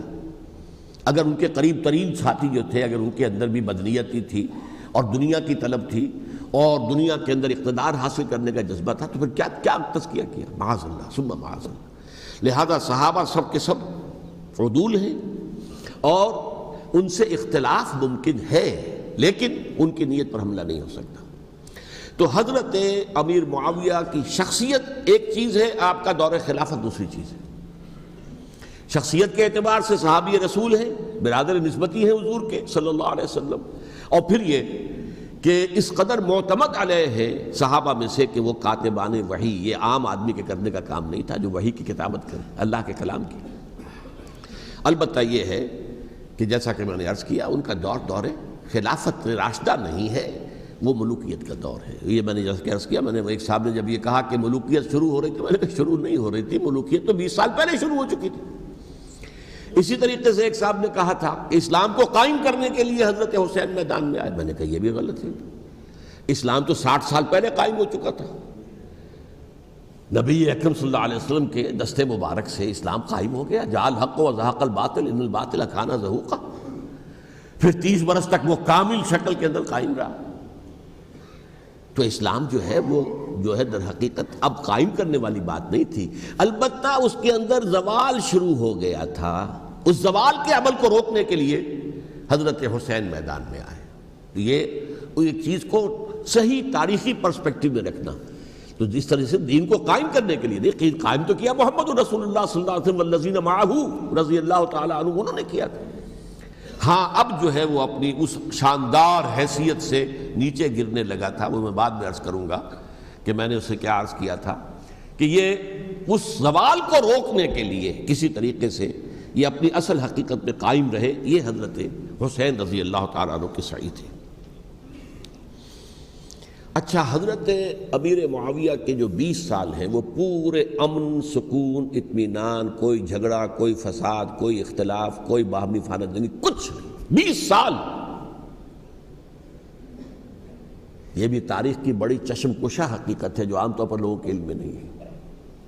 سبائی بھی دبکے رہے، حضرت امیر معاویہ کی حکومت اتنی مضبوط تھی، کنٹرول، کہ ان کو کچھ سر اٹھانے کا موقع نہیں ملا، موجود تھے، دب کے رہے۔ جیسا کہ میں نے کہا، ریولوشن کے آخری مرحلے پر آ کر جو مخالفین ہیں وہ دب جاتے ہیں کہ پھر دیکھیں گے، موقع ملے گا تو پھر لیں گے ان سے حساب کتاب۔ 20 سال رہے ہیں پورے امن کے۔ 10 سال کے بعد یعنی درمیان میں ہے حضرت امیر معاویہ کا عہد خلافت۔ ایک صحابی جو کہ بزرگ صحابہ میں سے ہیں، مغیرہ ابن شعبہ رضی اللہ تعالی عنہ، وہ آتے ہیں اور وہ کہتے ہیں کہ دیکھیے امیر المومنین، کتنی بڑی خانہ جنگی رہی تھی مسلمانوں کی آپس میں، اور اب بھی اگر آپ کسی کو نامزد کیے بغیر چھوڑ گئے امت کو تو پھر خانہ جنگی ہو جائے. 1 لاکھ اس وقت جو ہے وہ ہلاک ہوئے تھے، نہ معلوم اب کتنے ہلاک. لہٰذا آپ اپنی زندگی ہی میں نامزد کر دیجئے کسی کو خلیفہ، ولی عہد بنا دیجئے.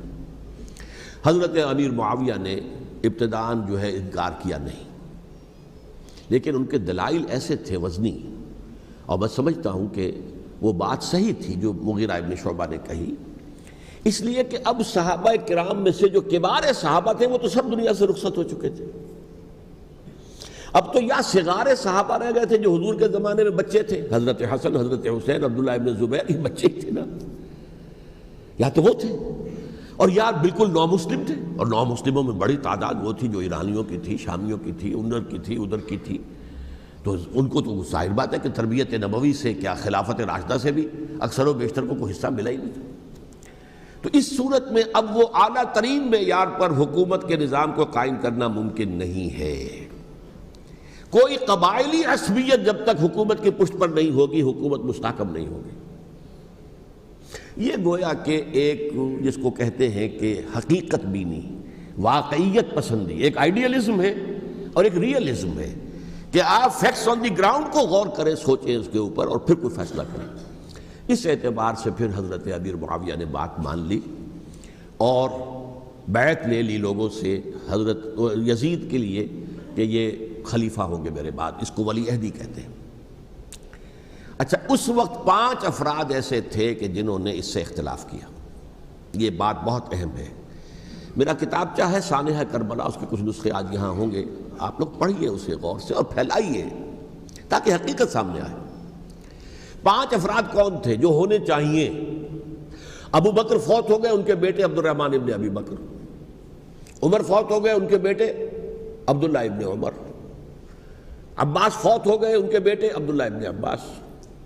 زبیر فوت ہو گئے، ان کے بیٹے عبداللہ ابن زبیر. اور حضرت حسن جو ہے ان کا انتقال ہو چکا تھا، حضرت علی کے بیٹے حضرت حسین رضی اللہ تعالی عنہ مجمعین. حضرت حسن کے بارے میں ایک فریق کا کہنا یہ ہے کہ انہیں زہر دے کر ہلاک کیا گیا.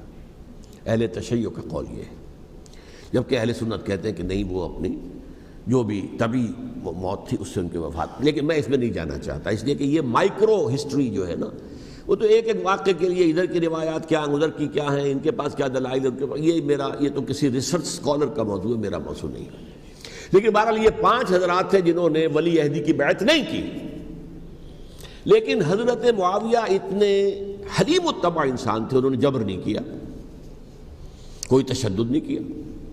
ٹھیک ہے، ولی عہدی کی بیعت نہیں کر رہے، کوئی بات نہیں، میری بیعت تو کی ہوئی ہے نا، ابھی تو میں زندہ ہوں، بات ختم ہو گئی. میری بیعت کو تو نہیں توڑا انہوں نے، فسخ بیعت نہیں کی.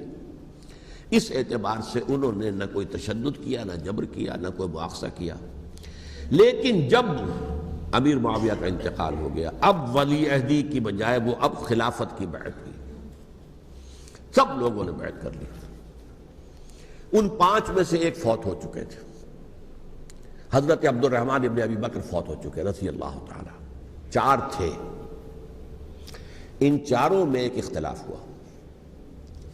2 کی رائے یہ تھی، عبداللہ ابن عمر، عبداللہ ابن عباس، کہ اگرچہ یہ کام غلط ہوا ہے، اسلام کی روح کے منافی ہوا ہے، یہ بادشاہت کی بنیاد پڑ رہی ہے، لیکن یہ بات ایسی نہیں ہے کہ اس کی بنا پر ہم خانہ جنگی شروع کروا دیں، امت کے اندر خون خرابہ کروائیں، فساد کروائیں. لہذا انہوں نے بیعت کر لی. اب کوئی اگر یہ کہے معاذ اللہ کہ وہ بک گئے تھے یزید کے ہاتھ میں، معاذ اللہ ثم معاذ اللہ، وہی بات آپ اختلاف کر سکتے ہیں کہ انہیں نہیں کرنی چاہیے تھی، یہ کوئی رائے رکھے، مجھے اختلاف نہیں. لیکن ان کی نیت پر حملہ کریں گے تو حملہ محمد رسول اللہ پر ہوگا صلی اللہ علیہ وسلم. عبداللہ ابن عمر کون ہیں؟ کتنی حدیثیں ان سے جو ہے وہ منقول ہیں. عبداللہ ابن عباس کون ہیں؟ جنہیں حضور نے جو ہے جن کے لیے دعا کی تھی، اے اللہ فقہہ فی الدین وعلمہ التاویل، اے اللہ اس نوجوان کو دین کا فہم عطا کر اور قرآن کی تعویل اور تفسیر کا علم عطا کر. حبر الامہ کہلاتے ہیں. وہ کہیں پیسوں اور ٹکوں کے عوض بک جانے والے نہیں تھے. انہوں نے امت کی مصلحت دیکھی. نیت جو ہے اس پر حملہ نہ کیجئے، البتہ اختلاف کا حق آپ کو حاصل ہے.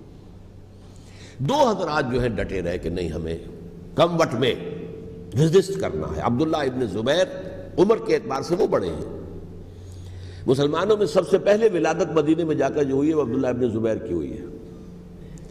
ہجرت کر کے جب مہاجرین وہاں پہنچے، کچھ عرصے تک کسی کے ہاں کوئی اولاد نہیں ہوئی، تو لوگوں نے تانے دینے شروع کر دیے کہ معلوم ہوتا ہے کہ یہاں آ کر یہ مکے کے رہنے والے جو ہیں کمزور ہو گئے ہیں، ان کے ہاں اولاد ہی نہیں ہو رہی۔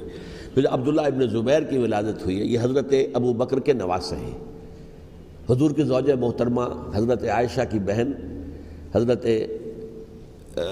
دیکھیے ابھی نام نکل گیا ہے جی، حضرت اسماء رضی اللہ تعالی عنہ عنہما، یہ ان کے صاحبزادے ہیں، حضرت زبیر کے بیٹے۔ ان کا فیصلہ ہوا کہ ہمیں رجسٹ کرنا ہے کم وقت میں، ایٹ اینی کاسٹ۔ حضرت حسین ابن علی رضی اللہ تعالی عنہما کا بھی فیصلہ ہوا کہ ہمیں رجسٹ کرنا ہے کم وقت میں۔ البتہ ان میں بھی ایک اختلاف ہو گیا، یعنی یہ دو تو جڑے رہے، ان دو میں اختلاف ہو گیا۔ عبداللہ ابن زبیر کا کہنا یہ تھا کہ ہمیں حجاز میں رہنا چاہیے، یہ سرزمین ہے جس میں نبوت کی برکات سب سے زیادہ ہیں، یہاں ہم مضبوط قلعے کے اندر ہیں، ہمیں یہاں سے جو ہے رجسٹ کرنا چاہیے اور ختم کرنا چاہیے اس نظام کے اندر جو خرابی آ گئی اس کو۔ حضرت حسین رضی اللہ تعالیٰ عنہ کے پاس خطوط کا تانتا بنا ہوا تھا، کوفے سے لوگ خط لکھ رہے تھے، آئیے آئیے آئیے، ہم آپ کے ہاتھ پر بیعت کریں گے، ہم آپ کے ہاتھ پر بیعت کریں گے، ہم آپ کے ہاتھ پر بیعت کریں گے۔ یہی وہ کوفہ جو حضرت علی کا دارالخلافہ رہا تھا اور جو پھر سبائیت کا گڑھ بن گیا تھا۔ چنانچہ حضرت حسین نے حضرت مسلم بن عقیل کو بھیجا وہاں پر کہ میرے نمائندے کی حیثیت سے جا کر وہاں پر بیعت لو۔ 10-12 ہزار افراد نے بیعت کر لی، لیکن اس کے بعد یزید کی طرف سے گورنر بنا کے بھیجا گیا ابن زیاد کو۔ ابن زیاد نے آ کر جو تشدد کیا اور سختی کی تو سب کے سب بیعت توڑ کر اور سب منحرف ہو گئے۔ مخلصین تو وہ تھے نہیں، الکوفی لایوفی، کوفی جو ہے وہ تو کوئی وعدہ وفا کرنے والا ہوتا ہی نہیں، بیعت توڑ دی۔ فمن نقص فانما ينقص على نفسه، بیعت کے بعد بیعت توڑ دینا بہت بڑا گناہ ہے، توڑ دی۔ ادھر اطلاع مل گئی حضرت حسین کو، چل چکے تھے وہ، راستے میں تھے کہ وہاں تو مسلم بن عقیل شہید ہو گئے اور سب لوگوں نے بیعت توڑ دی۔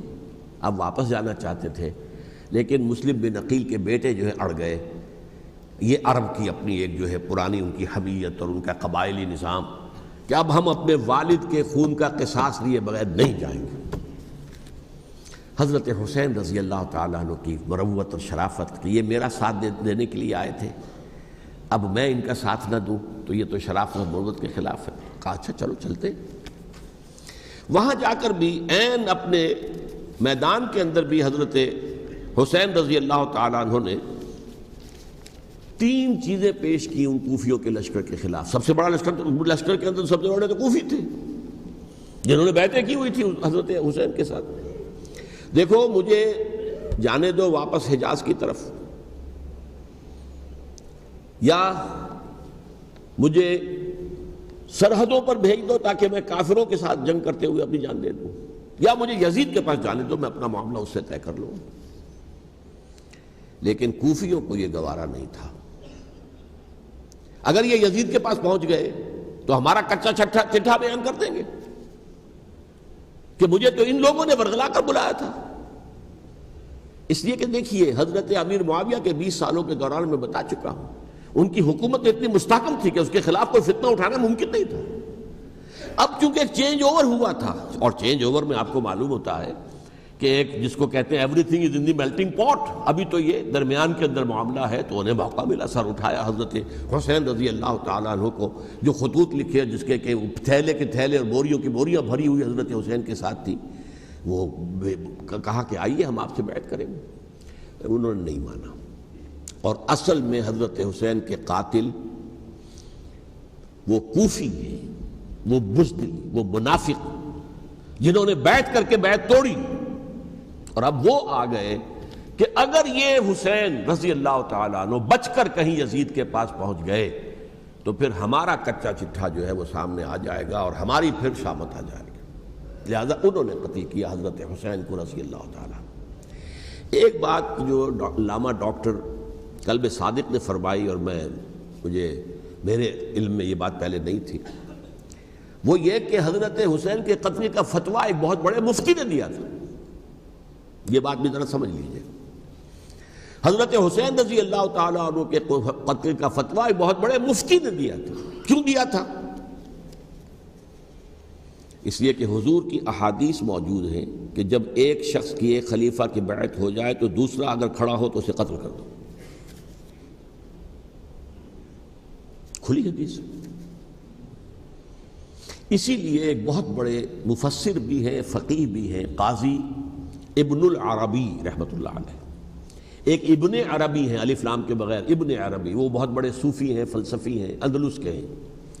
یہ قاضی ابن العربی ہیں جنہوں نے قرآن کی ایک تفسیر لکھی ہے اس اعتبار سے کہ صرف ان آیات کی تفسیر جن سے کہ فقہی احکام جو ہیں ان کا استنباط ہوتا ہے. یہ دو تفسیریں اس طور سے لکھی گئی ہیں قرآن مجید کی. احکام القرآن ان کا نام ہے دونوں کا، جن میں سے ایک جو ہے قاضی ابن العربی کی ہے. ان کا ایک جملہ نقل ہوتا ہے، قتل الحسین بسیف جدہ، حسین قتل ہو گئے اپنے ہی نانا کی تلوار سے. وہ تلوار کیا تھی؟ جب کسی کی بیعت ہو چکی ہو پھر کوئی کھڑا ہو مدعی خلافت، قتل کر دو. میرے نزدیک حضرت حسین مدعی خلافت نہیں تھے. یہ بات اس وقت سامنے لوگوں کے نہیں آئی، بلکہ حکومت نے یہ باور کرا دیا کہ یہ تو باغی ہے، یہ مدعی ہے خلافت کے. انہوں نے تو دعویٰ نہیں کیا خلافت کا، وہ تو صرف اس عمل کو روکنے کے لیے میدان میں آئے تھے. اور اس بات کو اچھی طرح سمجھ لیجئے کہ اس وقت تک یہ جو تصور آج ہمارے پاس ہے کہ ریاست علیحدہ ہے، حکومت علیحدہ ہے. State of Pakistan, we are loyal to the state of Pakistan. ہم ریاست پاکستان کے وفادار ہیں، گورنمنٹ آف پاکستان کے وفادار نہیں ہیں. We are not loyal to the government. Government تو کبھی بے نظیر کی تھی، ہم اس کے خلاف تحریک چلا رہے تھے، یا کبھی کسی اور کی تھی اس کے خلاف تحریک چل رہی ہے، یا کبھی ضیاء الحق کی تھی اس کے خلاف تحریک چل رہی ہے. گورنمنٹ کو بدلنا تو عوام کا حق ہے. آج اس وقت نہیں تھا. اس وقت ریاست اور حکومت کا کوئی فرق نہیں تھا. لہذا جو حکومت سے اختلاف کرے گویا کہ باغی ہے. یہ ہے اصل میں وہ پیچیدہ مسئلہ کہ کیوں کسی مفتی نے فتویٰ دے دیا. اس لیے کہ اس وقت تک ریاست اور حکومت کا فرق واضح نہیں تھا دنیا پر. یہ تو ابھی کوئی 100-150 سال کی بات ہے کہ آج ہمارا جو پولیٹیکل سائنس کا ایولیوشن ہوا ہے وہ اس اسٹیج تک پہنچ گیا ہے کہ اسٹیٹ علیحدہ ہے، حکومت علیحدہ ہے. حکومت تو اسٹیٹ کے 3 آرگنز میں سے ایک آرگن ہے. ایڈمنسٹریشن حکومت کی ہے، جوڈیشری ہے اور لیجسلیچر ہے. 3 آرگنز ہیں بڑے بڑے، ان میں سے ایک ہے. تو حکومت کو بدلنا تو عوام کا حق ہے، چاہے وہ ووٹ کے ذریعے بدلیں چاہے ایجیٹیشن. اگر پرامن ایجیٹیشن ہے اس سے حکومت کو بدلنے کا حق حاصل ہے دستوری طور پر ہر اعتبار سے. اس وقت یہ نہیں تھا. لہذا صورتحال یہ بن گئی کہ حکومت وقت نے باور کرا دیا مسلمانوں کو. ورنہ سوچئے نواسہ رسول کو قتل کرنا کوئی آسان کام تھا. آخر سب کلمہ گو تھے کہ نہیں تھے؟ کلمہ گو تو تھے نا، اور حضور سے عقیدت اور محبت میں کمی. لیکن یہ کہ فتویٰ اگر ایک بہت بڑے مفتی کا، جو کہ حضرت علامہ ڈاکٹر قلب صادق صاحب نے فرمایا، مجھے اس مفتی کا نام بھی معلوم نہیں، کہ ایک مفتی ہی کا فتویٰ تھا وہ، جس کے بنا پر اب ان لوگوں نے حضرت حسین کو قتل کیا. اور یہی وجہ ہے کہ انہوں نے پھر خیموں کو بھی آگ لگا دی. وائی حالانکہ دیکھیے اگر دشمنی کا انتقام ہوتا تو حضرت علی بن حسین جو بیمار تھے، جو بعد میں زین العابدین رحمۃ اللہ علیہ کے نام سے پھر یہ اہل تشیع کے چوتھے امام معصوم ہیں، حضرت علی، حضرت حسن، حضرت حسین اور پھر حضرت علی بن حسین زین العابدین رحمۃ اللہ علیہ، کیا ان کو بھی قتل کر دیتے؟ حضرت حسین کی نسل ہی ختم ہو جاتی. لیکن نہیں کیا. آگ کیوں لگائی؟ آگ اس لیے لگائی کہ وہ جو ڈاکومنٹری پروف ہے ہماری غداری کا یزید کے خلاف حضرت حسین کو جو ہم نے دعوت دی، وہ جو ڈاکومنٹری پروف خطوط کی شکل میں موجود ہے وہ ختم ہو جائے، ڈسٹرائے ہو جائے. اس کے لیے انہوں نے خیموں میں آگ لگائی. بہرحال یہ ہے تاریخی پس منظر. یہ اسی سبائی فتنے کا تسلسل ہے جس نے سب سے پہلے حضرت عثمان کی جان لی رضی اللہ تعالیٰ عنہ. 5 سال تک مسلمانوں میں خانہ جنگی رکھی، حضرت علی کو پھر شہید کیا، اور اس کے بعد جو ہے 20 سال حضرت امیر معاویہ کے تو سر نہیں اٹھا سکے. لیکن پھر جب ایک چینج اوور ہو رہا تھا تو اس وقت انہوں نے موقع غنیمت سمجھا کہ اب کھڑے ہو جاؤ اور اب دوبارہ ایک فتنہ جو ہے اس کو امت کے اندر پیدا کر دو. اچھا، اس معاملے میں ایک بات جو میں نے وہاں کہی کہ ہمارے ہاں شاعرانہ جو مبالغہ آمیزی ہے. یہ میری گفتگو کا حصہ انہوں نے حذف کر دیا ہے. اور میں نے ایک سنی شاعر، بہت بڑے عالم، جن کے حوالے سے آج بھی میری تقریر ہوگی خالق جناح ہال میں، مولانا محمد علی جوہر کے ایک شعر کے حوالے سے کہا کہ قتل حسین اصل میں مرگ یزید ہے، اسلام زندہ ہوتا ہے ہر کربلا کے بعد. میں نے کہا بالکل محمل شعر ہے. اسلام مرا ہی نہیں تھا، زندہ ہونے کا کیا سوال. اور اگر کسی درجے میں مزمحل یا زخمی ہوا تھا تو وہ تو رہا، کربلا کے بعد بھی رہا، یزید کی حکومت بھی رہی، بنو امیہ کی حکومت بھی چلی، کوئی تبدیلی تو نہیں آئی. یہ کیا کہہ رہے ہیں؟ اسلام زندہ ہوتا ہے کربلا کے بعد. میں نے کہا اسلام مرا نہیں تھا. جیسے میں نے یہ کہا کہ ملوکیت جو ہے وہ اب شروع نہیں ہوئی، ملوکیت تو 20 برس پہلے شروع ہو چکی تھی حضرت امیر معاویہ کے. لیکن ظاہر بات ہے کہ حضرت حسن نے، حضرت حسین نے اس کو قبول کیا، اور حضرت حسین نے تو پھر 10 سال تک ولی عہدی جو تھی چاہے بیعت نہیں کی لیکن اس کے خلاف میدان میں آ کر چیلنج تو نہیں کیا. اس اعتبار سے یہ معاملہ جو ہے اسلام زندہ ہوتا ہے کربلا کے بعد، یہ بے تکی بات ہے. ہاں، حضرت شاہ اسماعیل شہید رحمۃ اللہ علیہ کی اگر میں تشبیہ کو، تمثیل کو سامنے رکھوں تو اسلام کی عمارت 6 منزلہ ہے، 6ٹی منزل ٹاپ کی وہ گر گئی، 5 منزلیں انٹیکٹ تھیں، اسلام مرا نہیں تھا. عدالت میں شریعت کے مطابق فیصلے ہو رہے تھے، قاضی تھے، مفتی تھے، شریعت نافذ تھی، اسلام کہاں مرا تھا. جبکہ خود کہہ رہے ہیں علامہ کلب صادق کے ایک مفتی کے فتوے سے ہی حضرت حسین کو قتل کیا گیا. اب وہ مفتی کی رائے، اس کی بدنیتی ہو، جو بھی ہو، وہ جانے، اللہ جانے. لیکن عام مسلمان کیا کرے؟ اس پہلو سے اسلام مرا نہیں تھا. ہاں، ایک منزل گر گئی تھی، وہ گری رہی، 1000 برس تک گری رہی، یہاں تک کہ آ کر مغربی امپیریلزم نے اس کے گرایا، ملوکیت کا معاملہ ختم کیا، اور وہ جبرین ملوکیت دوسری آ گئی. ورنہ وہی بادشاہی چلی ہے. بلکہ دور بنو امیہ میں وہ بادشاہی پوری طرح اس نے بالوں پر نہیں نکالے تھے، اصل باروں پل تو اس نے نکالے ہیں دور بنو عباس میں آ کر. اور پھر سلاطین جو ہے ترک، جو ترک خلفاء ہے، ان کا بھی بادشاہت تھی، اور کیا تھا، وہ خلافت تو نہیں تھی. تو یہ تو اسلام میں جو بھی نقص واقع ہو گیا تھا، کبھی واقع ہو گئی تھی، وہ جو کی تو برقرار رہی. اس کو بھی تسلیم کیا. میں اللہ کا شکر ادا کر کے کہتا ہوں کہ دونوں حضرات، دونوں شیعہ دانشور اور بڑی اعلیٰ سطح کے جو شیعہ عالم تھے، انہوں نے اس بات کو تسلیم کیا اور میری اس بات کو چیلنج نہیں کیا.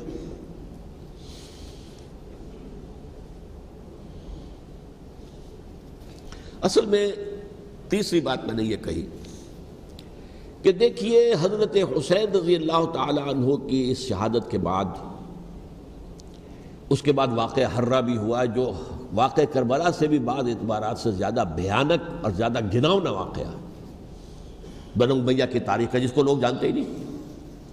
مدینہ کے کچھ لوگوں نے بغاوت کی اور انہوں نے اس کے خلاف فوج بھیجی، اور فوج کو جب مدینہ فتح کر لیا، 3 دن کے لیے حلال کر دیا، جو چاہو کرو، یہاں جسے چاہو مارو، جسے چاہو لوٹو، جس کا گھر چاہو برباد کرو، جس عورت کو چاہو ریپ کرو.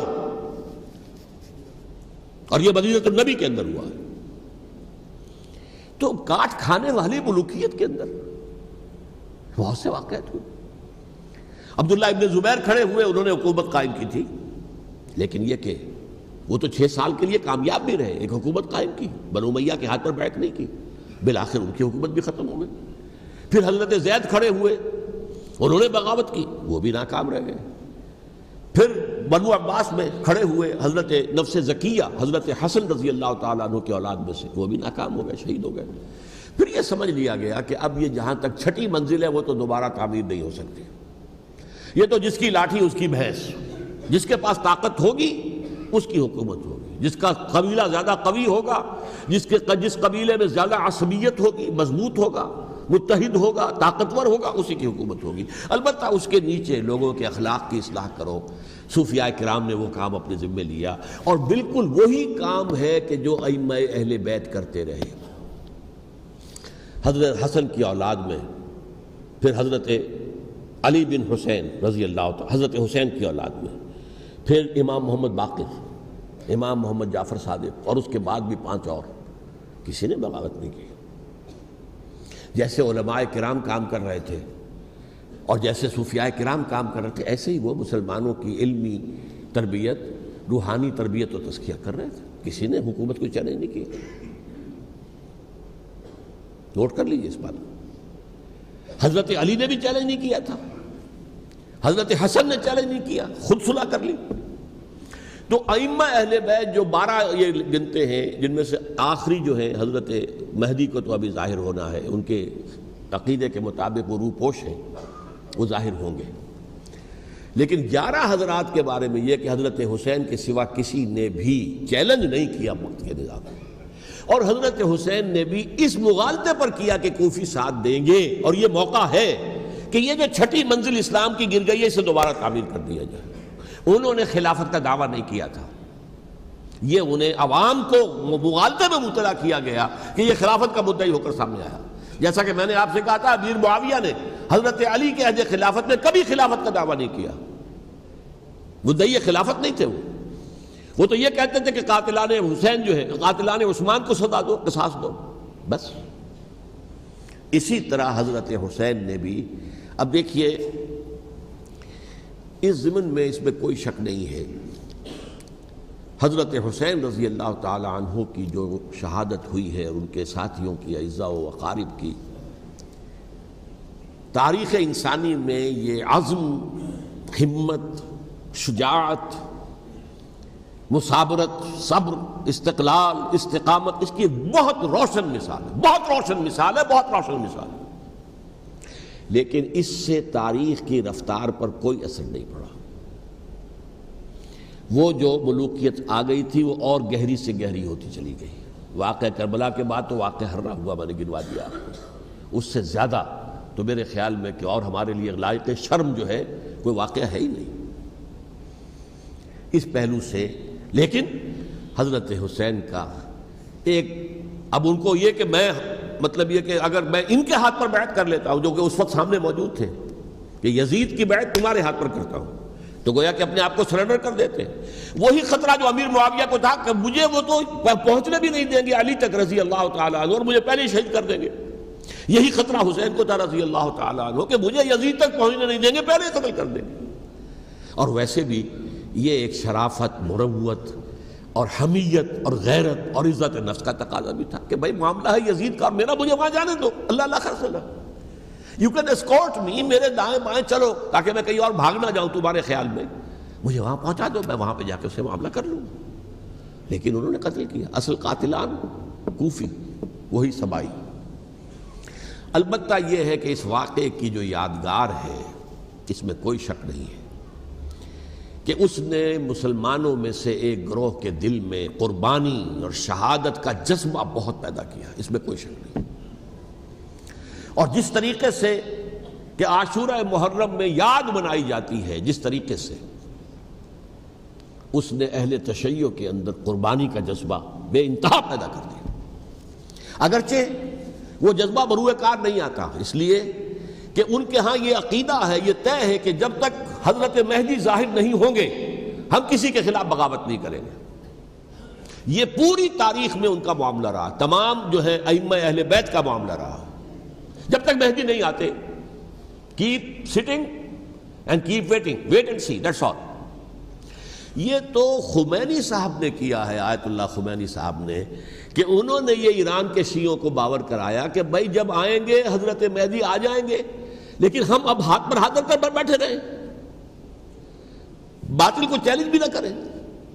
ہمیں کچھ تو کرنا چاہیے, وہ ہاتھ پاؤں ہلانے چاہیے, اور کچھ نہیں تو مہدی کا راستہ جو ہے صاف کرنا چاہیے, تمہید کرنی چاہیے, ان کے راستہ ہموار کیا جائے. تو یہ ان کی بڑی عظمت ہے آیت اللہ خمینی صاحب کی کہ اہل تشیع ایران کے جو ہے ان سے انہوں نے یہ بات منوا لی کہ ہم بالکل انرٹ نہیں بیٹھے رہیں گے, بلکہ اب انہیں نائب امام قرار دے کر, اور ولایت فقیہ کے فلسفے کے حوالے سے, یہ دو چیزیں ان کی جو ہیں بنیادی فلسفے کی ہیں, وہ اس وقت میرا موضوع نہیں ہے. انہوں نے عوام کو ایسا کھڑا کیا ہے کہ 20,000 سے لے کر 30,000 کے درمیان انسانوں نے جانیں دے دی. عورتوں کے جلوس نکلے, شیرخوار بچہ گود میں ہے عورت کے, اور گولی کھا رہی ہے اور مر رہی ہے, گر رہی ہے. آپ سوچئے زندگی کتنی عزیز ہوتی ہے, اور شیرخوار بچے کے لیے ماں کی جو زندگی ہے اس ماں کو اپنی زندگی کتنی عزیز تر ہوگی کہ اپنے لیے نہیں تو اس بچے کے لیے مجھے جینا ہے. لیکن نہیں, گولیاں کھائیں اور گری. یہ جذبہ انہی میں ہے. واقعہ یہ ہے کہ اہل سنت کے اندر یہ جذبہ نہ ہونے کے برابر ہے. یہ میں واشگاف الفاظ میں کہہ رہا ہوں. پورے عالم اسلام میں صرف شیعہ ایران ایسا نکلا ہے کہ جس نے بادشاہت کا خاتمہ کیا. باقی سعودی عرب میں بادشاہت بیٹھی ہوئی ہے، ڈٹ کر بیٹھی ہوئی. اربوں ڈالر کا ایک ایک محل بنتا ہے ان بادشاہوں کا، اور سنی سن ہے، سن کوئی حرکت نہیں. وہ تو اب جو حرکت ہو رہی ہے وہ اینٹی امریکن حرکت ہے جو ہو رہی ہے. وہ در حقیقت وہ مسئلہ بالکل دوسرا ہے جو اس وقت ہو رہا ہے، لیکن یہ کہ عالم اسلام میں کوئی تحریک ایسے نہیں اٹھی. یہ اہل تشیع میں ہے جو بالکل استثنائی بات ہے کہ انہوں نے جو ہے ایک ایسا بادشاہ جس کو کہا جاتا تھا کہ اس کا جو اسلحہ خانہ ہے وہ ایشیا میں سب سے بڑا اسلحہ خانہ ہے، جو 2500 سالہ پرانی جو ایک عظمت تھی ایران کی اس کو دوبارہ تازہ اور زندہ کرنا چاہتا تھا. 2500 سالہ برسی اس نے منائی تھی، اس کے لیے ایک شہر آباد کیا تھا کہ خسرو یا سائرس یا ذوالقرنین قرآن مجید کی اصطلاح میں اس کی یادگار بنائی تھی. اور وہ سوچ رہا تھا کہ وہی عظمت دوبارہ ایران کی ہوگی جو کہ خسرو کے زمانے میں تھی، جس کا قرآن مجید میں سورہ کہف کے اندر ذکر ہے، مشرقی فتوحات، مغربی فتوحات، شمالی فتوحات. تو وہ بادشاہ ہے اس کو بھاگنا پڑا ہوا قربانی کی وجہ سے. تو یہ جو ہے واقعہ کربلا نے، اس میں کوئی شک نہیں ہے کہ ایک ایسی مشعل روشن کی ہے جس کو کہ ہر شخص کو دیکھنا چاہیے. یہ بھی انسان، جیسے کہ اقبال نے ایک شعر کہا تھا غالب کے لیے، فکر انسان پر تیری ہستی سے یہ روشن ہوا ہے پرے مرغ تخیل کی رسائی تاک ہو جا. تو فکر انسان پر حضرت حسین کی قربانی سے یہ واضح ہوا ہے کہ انسان کس حد تک جا سکتا ہے قربانی دینے کے لیے اپنے کسی مقصد کے لیے. مقصد ان کا جو تھا، میں نے اسی لیے آیت پڑھی تھی، معاذ اللہ ثم معاذ اللہ. میں ایک آخری بات جو کہہ رہا ہوں وہ نوٹ کر لیجئے. ایک خاص انتہائی نقطہ نظر کے عام کیے جانے کی وجہ سے سنیوں میں بھی ایک انتہائی رد عمل پیدا ہوا ہے. Extreme rightist سنیز. اگر ایک طرف سے حملہ کیا گیا ہے حضرت عثمان کی نیت پر، ان کو خیانت کا الزام لگایا گیا، ان پر اقربا پروری کا الزام لگایا گیا، حضرت ابو موسیٰ شریف پر خیانت اور غداری کا الزام لگایا گیا. یہ ساری چیزیں اگر صحابہ کرام کے اوپر ہوئی ہیں، امیر معاویہ پر، امیر اور عمرو بن العاص پر، تو جواب میں کچھ لوگ کھڑے ہو گئے. حضرت علی وہ اقتدار کے طالب تھے، معاذ اللہ ثم معاذ اللہ ثم معاذ اللہ. یہ اہل سنت کا موقف نہیں ہے. حضرت حسین اقتدار کے طالب تھے، ہرگز نہیں، ہرگز نہیں، ہرگز نہیں. وہی اصول جو میں نے بتایا تھا سب کے لیے لاگو رہے گا. وہ امیر معاویہ کے لیے ہے تو حضرت علی کے لیے بھی ہے، حضرت حسین کے لیے بھی ہے. کہ نیک نیت ہے، آپ ان کی کسی رائے سے اختلاف کر سکتے ہیں لیکن ان کی نیت پر حملہ نہیں کریں گے. نیت پر حملہ کریں گے آپ کا ایمان بالرسالت جو ہے وہ مجروح ہو جاتا. یہ رسول کے ساتھ بھی ہے، رسول نے ان کا تزکیہ کیا، یتلو علیہم آیاتہ ویزکیہم، اس کا سارا عمل محمد کا کیا ہوا ہے صلی اللہ علیہ وسلم. تو صحابی کے معاملے میں یہ ہمارے ہاں ان کو اہل سنت جو ہیں جو معتدل مزاج کے، اور اکثریت ان کی، یہ تو چند لوگ ہیں ذرا قلم چلا لیتے ہیں تو ان کی بہت سی کچھ چھوٹی چھوٹی کتابیں بھی شائع ہو گئی ہیں بہت، لیکن انہیں اہل سنت نے قرار دیا ناسبی یا خارجی. جیسے خوارج نے کہا تھا حضرت علی بھی کافر ہیں اور حضرت امیر معاویہ بھی کافر ہیں، حضرت عمرو بن العاص بھی کافر ہیں، معاذ اللہ ثم معاذ اللہ. ایسے ہی کچھ لوگ حضرت حسین پر بھی الزام لگاتے ہیں کہ اقتدار کی ہوس اور طلب کے اندر انہوں نے یہ سارا سفر کیا تھا، اور بس یہ ہے کہ وہ جو بازی تھی وہ ہار گئے. اللہ اللہ خیر صلی اللہ، اس سے آگے کیا ہے معاملہ؟ نہیں، معاذ اللہ ثم معاذ اللہ. اسی لیے میں نے آیت آج جو پڑھی تھی ایک اور جو بہت بظاہر آپ کو معلوم ہوئی ہوگی، غیر متعلق ہے میرے آج کے عنوان سے، تلک الدار الآخرۃ نجعلھا للذین لا یریدون علوا فی الارض ولا فسادا. یہ سورہ قصص کے آخری آیات میں سے. دیکھو یہ آخرت کا گھر جو ہے وہ ہم خاص کر دیں گے ان لوگوں کے لیے جو اس زمین میں اپنے اقتدار کے طالب نہیں ہوتے. زمین میں اقتدار کے طالب ہوگے فساد ہو جائے گا. تم بھی طالب، میں بھی طالب، جھگڑا ہوگا، لڑائی ہوگی، دنگا ہوگا، فساد ہوگا. تلک الدار الآخرۃ نجعلھا للذین لا یریدون علوا فی الارض ولا فسادا. جو لوگ زمین میں اپنے اقتدار کے طالب اور اس کے نتیجے میں فساد پیدا کرنے والے نہیں ہیں، ان کے لیے ہم نے آخرت کا گھر خاص کیا ہے. والعاقبۃ للمتقین، اور عاقبت جو ہے، انجام کار، آخرت جو ہے وہ تو متقیوں کے لیے ہے. اسی میں آئیں گے سب صحابہ کرام، خواہ وہ حضرت علی ہے رضی اللہ تعالیٰ عنہ، اور خواہ وہ حضرت امیر معاویہ ہیں، حضرت عثمان ہیں رضی اللہ تعالیٰ عنہما، خواہ حضرت حسن ہیں، حضرت حسین ہیں رضی اللہ تعالیٰ عنہما، خواہ عبداللہ ابن زبیر ہے، خواہ عبداللہ ابن عباس ہے، خواہ عبداللہ ابن عمر ہے رضی اللہ تعالیٰ عنہم اجمعین۔ اس اصول کو سامنے رکھ کر اختلاف آپ کر سکتے ہیں کسی سے بھی، لیکن کسی کی نیت پر حملہ کریں گے تو اصل میں آپ کا ایمان بالرسالت مجروح ہو جائے گا۔ علی کو نبی اکرم صلی اللہ علیہ وسلم نے اپنا نائب بنا کر چھوڑا تھا جب غزوہ تبوک میں جا رہے تھے مدینے میں۔ حضرت علی نے کہا بھی کہ مجھے آپ عورتوں کے ساتھ بٹھا کے جا رہے ہیں۔ فرمایا تمہارا مقام میرے ساتھ وہی ہے جو موسیٰ کے ساتھ ہارون کا تھا۔ ہارون کو چھوڑ کر گئے تھے نا یہودیوں کے پاس جب گئے تھے تورات لینے کے لیے، تو تمہارا وہی مقام ہے میرے ساتھ۔ تو یہ حضرت علی ہیں رضی اللہ، ان کے بارے میں میرا ان کی کیا عظمت میری نگاہ میں۔ تو یہ 3 کتابچے ہیں، مجھے نہیں معلوم تیسرا یہاں ہے یا نہیں ہے، بہرحال آپ لوگوں کو ریکمینڈ کر رہا ہوں کہ ان کا مطالعہ کریں۔ اب یہ کہ آخری بات یہ کہ اصل ہمارے کرنے کا کام کیا ہے۔ دیکھیے کیوں نہیں کیا کسی نے بھی خروج کا معاملہ، وہ میں واضح کر چکا ہوں، بغاوت نہیں کی۔ کیوں؟ ایک تو ریاست اور حکومت میں فرق نہیں تھا، ذرا کھڑا ہو اور وہ باغی قرار پائیں گے، واجب القتل ہو جائیں گے، فتوے کی زد میں آ جائیں گے، یہ معاملہ تھا۔ اور دوسرے یہ کہ عمارت پوری گری نہیں تھی، ایک منزل گری تھی نا۔ آج ہم کہاں کھڑے ہیں؟ پوری عمارت گری ہوئی ہے، نہ شرعی عدالتیں ہیں، نہ شرعی فیصلے ہیں، نہ احکام الہی نافذ ہیں، نہ حدود اور قصاص کے معاملات، کچھ بھی نہیں۔ ہمارا فرض کیا ہے؟ حضرت حسین کی مدح کرتے رہیے، تعریف کرتے رہیے، صحابہ کرام کی مدح کرتے رہیے، مدح صحابہ، اس کے لیے مجلسیں قائم ہو رہی۔ بھائی کر کیا رہے ہو؟ تھے تو آبا وہ تمہارے ہی، مگر تم کیا ہو؟ ہاتھ پر ہاتھ دھرے منتظر فردا ہو۔ تلک امت قد خلت لہا ما کسبت ولکم ما کسبتم۔ وہ تو ایک امت تھی جو چلی گئی، اللہ کے ہاں پہنچ گئے، جو کچھ انہوں نے کمایا وہ ان کے لیے، تمہارے لیے نہیں ہے۔ تمہارے لیے وہ ہوگا جو تم کماؤ گے۔ ہمارے لیے راستہ اب یہی ہے کہ خلافت راشدہ کے مکمل نظام کو اثر نو قائم کرنے کے لیے منہج انقلاب نبوی کو اختیار کریں۔ میری کتاب اس پر، کیسٹس اس پر، آڈیو کیسٹس، ویڈیو کیسٹ، سی ڈیز، نہ معلوم ڈی وی ڈی، سب کچھ موجود ہے۔ سیرت النبی پر تو میں عرض کر چکا ہوں، فلسفہ سیرت النبی سمجھنا ہے تو میری کتاب پڑھیے، ورنہ سیرت النبی آپ پڑھ لیں گے، واقعات معلوم ہو جائیں گے، فلسفہ سیرت سامنے نہیں آئے گا، اس کا آپ مطالعہ کریں گے میری کتاب سے۔ اور دوسرے یہ کہ یہ خلافت قائم کرنے کے لیے جو جد و جہد ہم کر رہے ہیں، تحریک خلافت پاکستان جس کا میں داعی ہوں ادنا سا، وہ تنظیم نہیں ہے، میں اس کا امیر نہیں، وہ ایک تحریک ہے۔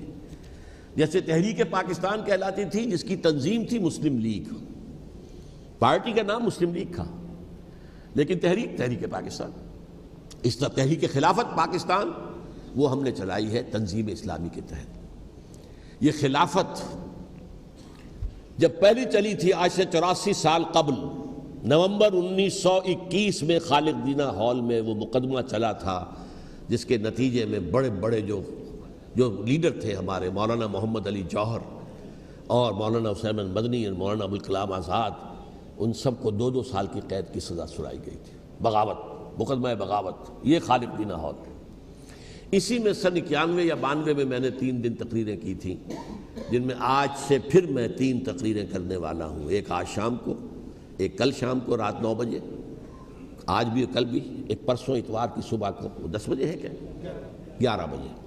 تو ان میں آپ حضرات شرکت فرمائیں، تاکہ اصل جو ہمارے کرنے کا کام ہے، تاریخ کو بھی سمجھنا چاہیے، تاریخ کے عوامل کیا ہیں، کیا پس پردہ عوامل کار فرما تھے، کیا کسی شے کی اصل حقیقت ہے، وہ سمجھنا چاہیے۔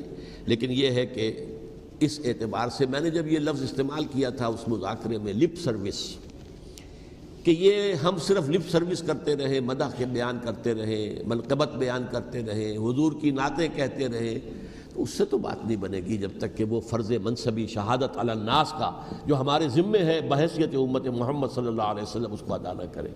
مجھے خوشی ہے کہ اس کی بھی تائید دونوں حضرات نے کی، ہاں یہ لپ سروس کا معاملہ ہے۔ اللہ تعالی حضرت حسین کے نقش قدم پر چلتے ہوئے، بلکہ اصل میں تو ہمارے لیے اسوہ رسول ہے محمد صلی اللہ علیہ وسلم کا، اس پر چلتے ہوئے ہم پاکستان میں اسلام کا نظام خلافت قائم کرنے کی جد و جہد کریں۔ اقول قولی ھذا واستغفر اللہ لی ولکم ولسائر المسلمین والمسلمات۔